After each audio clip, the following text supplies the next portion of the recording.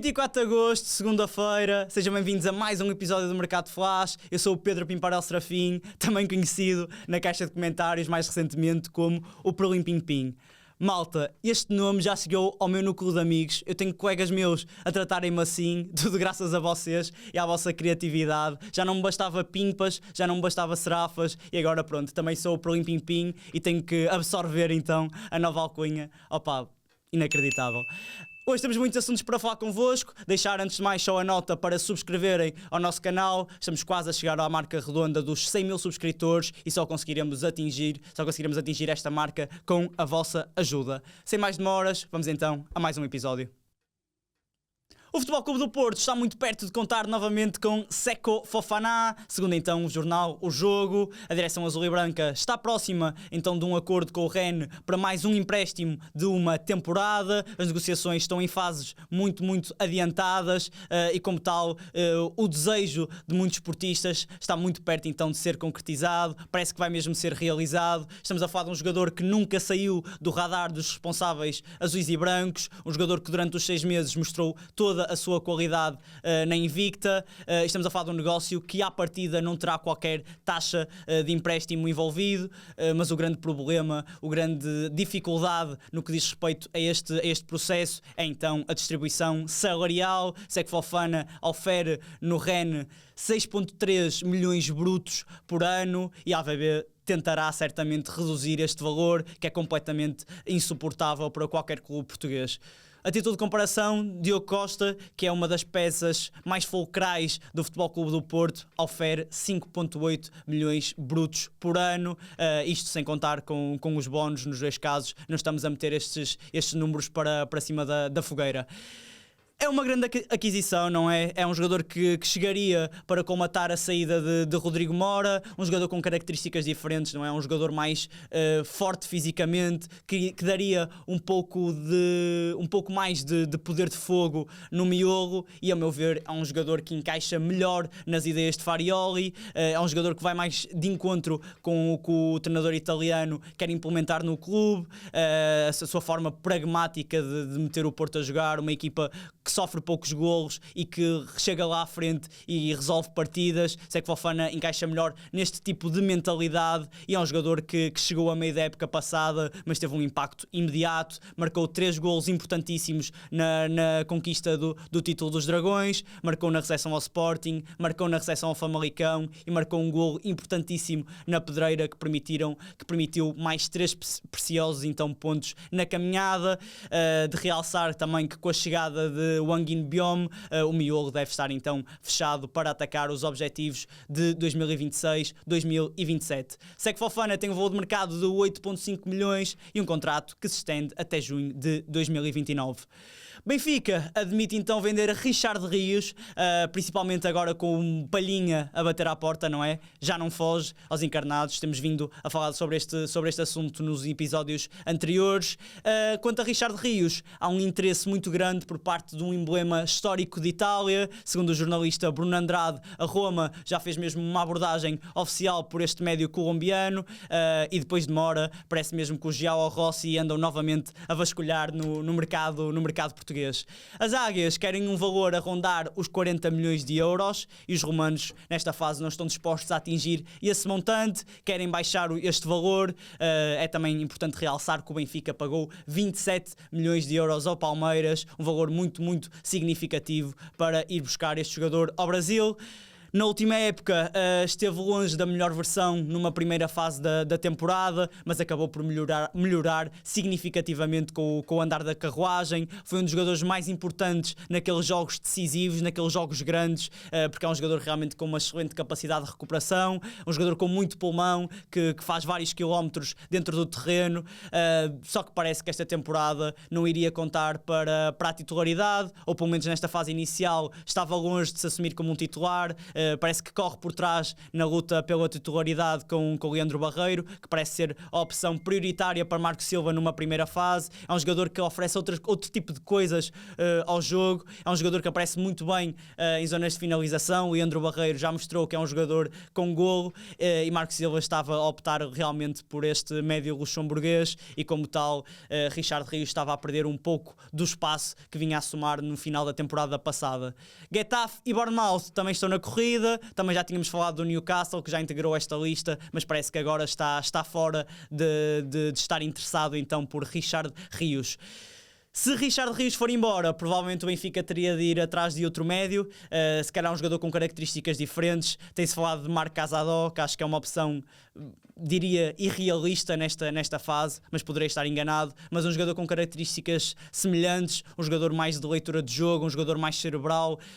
Veremos então quais serão então as opções das Águias para atacar a próxima temporada, caso Richard Rios seguir então pela porta de saída. Richard Rios tem um valor de mercado de 25 milhões, um contrato que se estende até junho de 2030 e uma cláusula de rescisão de 100 milhões de euros. Novos desenvolvimentos sobre a saga Sheldrup. O Jornal Record avançou que a renovação de contrato, pelo menos nesta fase, estava um pouco longínqua. Segundo informações do portal, a direção queria estender o contrato, mas o jovem jogador não estava muito convencido. Segundo as informações do Record, a decisão do extremo tinha sido adiada mais para o final da temporada.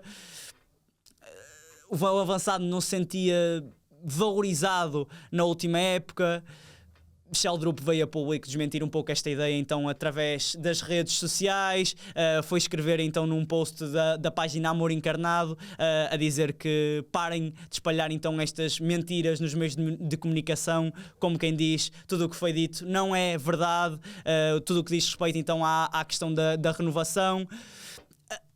A teoria de que Sheldrup não iria renovar por não se sentir devidamente valorizado não faz muito sentido, não é? É um jogador que é adorado pela massa adepta, é um jogador que é considerado um dos melhores do plantel do Benfica.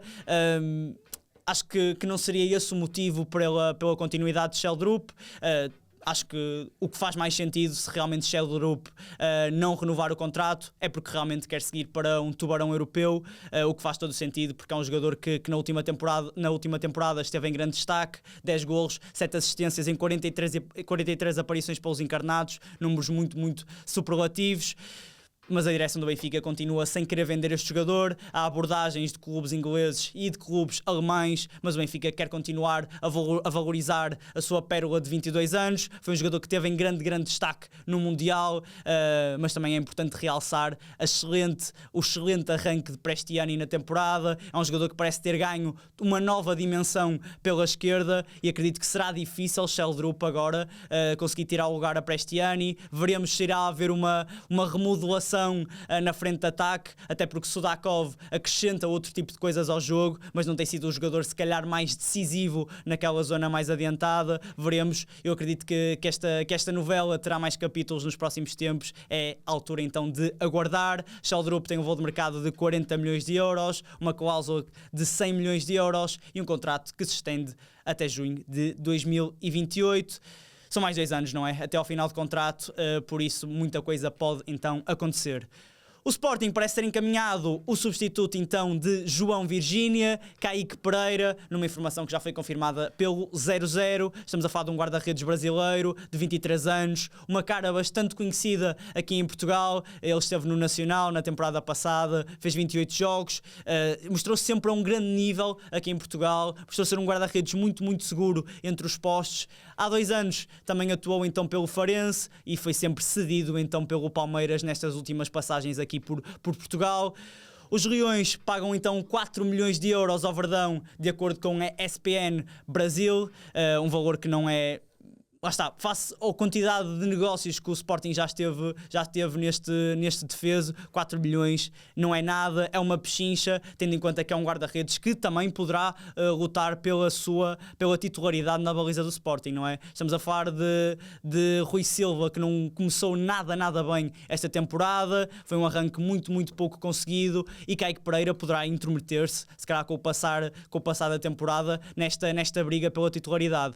Ele vai assinar então um contrato de 5 temporadas, até junho de 2031. Era um guarda-redes que não contava para o leque de opções na baliza dos alviverdes, estava atrás de Carlos Miguel, estava atrás de Marcelo Lomba, e como tal poderá ter mais oportunidades nos Leões, se calhar numa primeira fase, nas taças, na Taça de Portugal e na Taça da Liga. Monsef Zekri, não vamos falar com muito vigor aqui neste episódio, mas está a caminho também dos Leões, é uma informação que também está confirmada pelo 00, é um lateral direito de 17 anos que vai então competir, vai ser então a sombra de Maxi Araújo, que voltou agora aos golos, ele que tinha estado um pouco apagado nas primeiras jornadas, mas parece que está a recuperar então o grande nível que tem. Siko Niakate, lesão grave, não bloqueou então os planos do Braga, não é? Niakate renova então até 2030, um vínculo então que foi prolongado por mais 2 anos, ele que mantém então a cláusula de 30 milhões de euros, ele que também está a recuperar agora de uma lesão no tendão de Aquiles, que foi contraída no final da temporada passada. No entanto, Niakate tem sido uma das peças mais preponderantes da linha defensiva dos arsenalistas nestas últimas temporadas, é um titular indiscutível desde 2022, quando chegou proveniente então do Guingamp. É um jogador com muita qualidade, é um jogador que lá atrás ofere muita tranquilidade, sobretudo no jogo aéreo, é um central muito possante, e quando retornar deverá realmente ocupar o lado esquerdo do centro da defesa, deverá recuperar o lugar que agora tem sido de Adrian Bayrami. É um jogador bem mais, com mais maturidade nesta fase, e acredito que seguirá novamente para o 11 quando estiver totalmente recuperado. E eis que chegamos então à contratação diária do Alverca, não é? Devemos ter um separador próprio para isto, mas estamos a falar de uma contratação realmente especial, estamos a falar de um bicampeão sul-americano que reforça então o miolo dos ribatejanos, Zé Rafael, um célebre nome então do futebol brasileiro, segue agora então para a primeira aventura na Europa. Estamos a falar de um médio de 33 anos que assina a custo zero após então o término do contrato com o Santos. Ele foi formado no Coritiba, conquistou 2 Copas Libertadores, uma Recopa Sul-Americana, 2 Campeonatos Brasileiros, uma Copa do Brasil, entre outros tantos títulos. É um jogador com muita estaleca, que viveu então a melhor fase ao serviço do Palmeiras, entre 2019 e 2024, curiosamente treinado então por Abel Ferreira, eles que têm uma ligação muito próxima. Estamos a falar de uma contratação que é muito interessante também por parte do Alverca. É um jogador muito experiente que poderá trazer muitas coisas ao jogo da turma ribatejana. Chega para trazer uma maior maturidade também à equipa, que é bastante jovem, e é um jogador muito combativo, capaz de progredir com bola, que finaliza muito bem, e é algo que eu sinto que falta um pouco aos novos jogadores do Alverca, capacidade de chegar às zonas de finalização e fazer a diferença. Pronto, Zé Rafael traz todos estes componentes, também é um jogador que bate bem bolas paradas, enfim, todos estes fatores levam-me a crer que foi uma grande contratação por parte do Alverca, apesar de já ter 33 anos, vai trazer muitas coisas positivas ao futebol dos ribatejanos. A meu ver, chega para ser um pouco a estrela da equipa. Eu quando falei desta novidade na redação, a reação foi de espanto, não é? Porque é um jogador que toda a gente conhece, é um jogador que já vem com muita fibra de futebol brasileiro e apanhou muita gente então de surpresa. É o 15º reforço então do clube, há muitas mudanças no Alverca, os resultados estão a demorar a aparecer, mas também o Alverca já jogou com o Sporting, já jogou com o Porto, 2 adversários do nível acima, não é? E veremos se o Alverca conseguirá então engrenar e somar mais resultados então positivos. Abrimos esta janela do mercado internacional, que por sua vez hoje será um pouco mais curta, com Omar Marmoush. O Tottenham volta então a pescar no lago do Manchester City, junta-se então a Savinho, que também irá arrumar então para os Spurs, segundo então Fabrizio Romano. Empréstimo de uma temporada, com uma opção de compra fixada nos 58,3 milhões de euros. Marmoush, que chegou ao Etihad em janeiro de 2025, após uma grande temporada na Alemanha. Os Citizens pagaram à época época 75 milhões ao Eintracht Frankfurt, não é brincadeira, não é? E ele teve realmente um arranque bastante promissor, mas foi perdendo o gás com o passar do tempo, acabou por ser suplente de Erling Haaland, já era expectável, mas as vezes que entrou em campo realmente não conseguiu fazer a diferença. Foram 16 golos, 4 assistências em 2 épocas, não são números maus, mas também não são números super satisfatórios, e agora terá mais uma oportunidade no Spurs. Não lhe falta qualidade, é um avançado muito completo, que é muito forte a apostar na profundidade, a criar desequilíbrios nas costas da defesa, e agora terá de provar todo o seu valor no Tottenham e terá a concorrência forte de Richarlison e Dominique Solanke.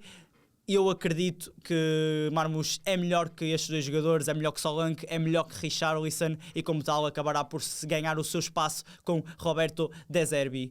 De recordar que os Spurs já gastaram 100 milhões de euros só no Savinho, que ainda não foi oficializado, mas estará para breve, depois de já terem gasto, não é? Quase 300 milhões de euros, é verdade, 300 milhões de euros em Matheus Fernandes, Sandro Tonali e Van Eyck. Ou seja, investimento muito grande dos Spurs, já temos vindo a falar sobre isso nestes últimos episódios, e agora chega mais um jogador para reforçar então o plantel. Uma das grandes pérolas do futebol mundial vai custar aos cofres do Manchester City 100 milhões de euros. O emblema inglês vai pagar 95 milhões fixos, mais 5 milhões em variáveis por Ayoub Boadi. Foi um dos primeiros negócios que nós abordamos nesta nova temporada do Mercado Flash, e pelos vistos vai ser mesmo concretizado. Segundo o The Athletic, o internacional marroquino vai assinar até 2031, e está ainda prevista uma opção de prolongamento do contrato por mais 12 meses. Será então uma opção caso o jogador e o clube queiram renovar então este vínculo. Estamos a falar de um médio de 18 anos, titular absoluto então pelo Lille, 42 jogos pelo clube na temporada transata, foi a grande revelação do Mundial, foi aí que entrou de forma particular nos holofotes do mundo do futebol, fez aquela exibição incrível na estreia contra o Brasil, realmente foi memorável, foi um jogador que assumiu a batuta da seleção, apesar da tenra idade que tem, não é? Com 18 anos mostrou uma personalidade muito fora do comum, fora da curva, e é um jogador que realmente tem um futuro muito promissor, e o Manchester City está agora a reconstruir o meio campo. Saíram Rodri, Tijani Reinders, chegou Elliot Anderson por 135 milhões e chega agora Boadi para dar mais uma opção então a Enzo Maresca. É importante salientar que Enzo Fernandes esteve na órbita do Manchester City, mas a eventual contratação então deste médio argentino fica agora praticamente descartada, tendo em conta mais esta chegada para o meio campo. Na altura, Enzo Fernandes foi colocado um pouco no satélite dos Citizens, muito por conta da relação que ele tinha com Enzo Maresca. Era um treinador que conhecia muito bem o jogador, e Enzo Fernandes também seria um jogador que iria acrescentar muita qualidade ao Manchester City. Veremos se Enzo Fernandes irá continuar mais uma época nos Blues ou se irá seguir então para outra paragem. E atenção a Boadi, malta, porque pode se tornar um caso mesmo muito sério, se já não é um caso sério agora, não é? É um jogador completamente diferenciado, com a bola nos pés, um jogador com muita qualidade técnica, e é uma das grandes promessas então do futebol mundial. Chegamos então ao fim de mais um episódio. Obrigado por estarem em nossa companhia. Não se esqueçam de deixar nos comentários as vossas opiniões sobre os vários temas então aqui abordados. Não se esqueçam também de ativar as notificações para não perderem o conteúdo diário que nós vamos lançando diariamente. E malta, estamos quase a chegar então ao término de mais um mercado. Temos praticamente 2 semanas pela frente até ao ponto final, mas certamente estas últimas semanas serão muito agitadas. Fiquem connosco, fiquem com o 00.